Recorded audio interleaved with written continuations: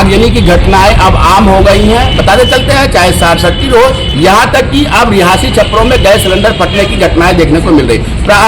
नया ताजा मामला कलवारी थाना क्षेत्र के चिलियान गांव का है, जहां पर देर रात खाना बनाते समय गैस सिलेंडर फट गया और जिसमें लगभग 1 लाख से ज्यादा का नुकसान हुआ। और जब आग की लपटें रिहायशी छप्पर को पकड़ी तो वो इतने भयंकर निकली कि आसपास के लोग आवाज लगाते हुए दौड़े, लेकिन तब तक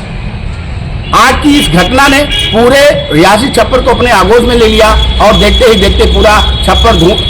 लपटों में गिर गया और जो रखे हुए सामान थे रिहायशी झोपड़ी में वो जल करके खाक हो गए। ग्रामीणों ने फायर ब्रिगेड को सूचना दिया, लेकिन मौके पर फायर ब्रिगेड नहीं पहुंची। ग्रामीणों बड़ी कड़ी मकसद के बाद वो आग पर काबू पा पाए, लेकिन कहीं ना कहीं देखने वाली बात होगी जिस तरीके से ग्रामीण अंचल में अभी भी लोग झोपड़ियों में रिहायशी छप्परों में रह रहे हैं और ऐसे में गैस सिलेंडर का फटना एक जो लगातार जारी है। बस्ती जनपद में 6 महीने में 4 गैस सिलेंडर फट चुके हैं। ये अपने आप में बहुत बड़ा सवाल खड़ा करता है। जो कंपनियां हैं आखिर में वो जो सिलेंडर है पुराने जो रिजेक्ट हो गए हैं उन सिलेंडरों को क्यों सप्लाई दे रही है ग्रामीणों में, और अक्सर देखे जा रहे हैं कि गैस सिलेंडर फट रहे हैं। अब बात करते हैं अगर बस्ती जनपद में आगजनी की घटनाओं की, तो बस्ती जनपद में आगजनी की घटनाएं लगभग आम हो गई हैं और कहीं ना कहीं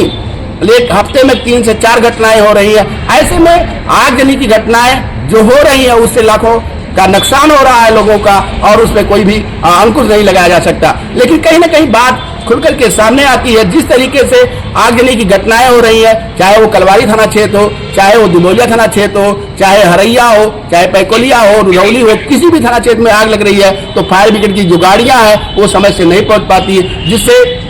आग की जो लपटें हैं वो भयंकर हो जाती है और उसमें पूरी रिहायशी झोपड़ी जल करके खाक हो जाती है। और कहीं ना कहीं देखने वाली बात होगी आगजनी घटना होने के बाद सरकार की तरफ से बहुत कम मात्रा में उसको मुआवजा मिल पाता है, जिससे उसकी गृहस्थी नहीं बच पाती। ऐसे में कहीं ना कहीं एक बात खुल करके सामने आती है, जिस तरीके से आगजनी की घटना बस्ती जनपद में हो रही है, सर्दी के मौसम में खुले आसमान में लोग अब मजबूर है जीने को। ऐसे में कहीं ना कहीं बहुत बड़ा सवाल खड़ा होता है प्रशासन पे कि आखिर में आगजनी की घटनाएं जो है सरकार के द्वारा जो मदद की जाती है वो तत्काल क्यों नहीं की जाती। ऐसे में लोग कहीं ना कहीं आगजनी की घटनाओं से पीड़ित हैं और वो अपने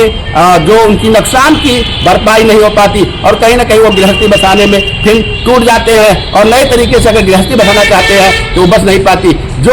घटना रात में घटी उस घटना में उस पीड़ित महिला ने बताया कि लगभग 1 लाख का नुकसान हुआ है, जिसमें चावल, दाल, आलू और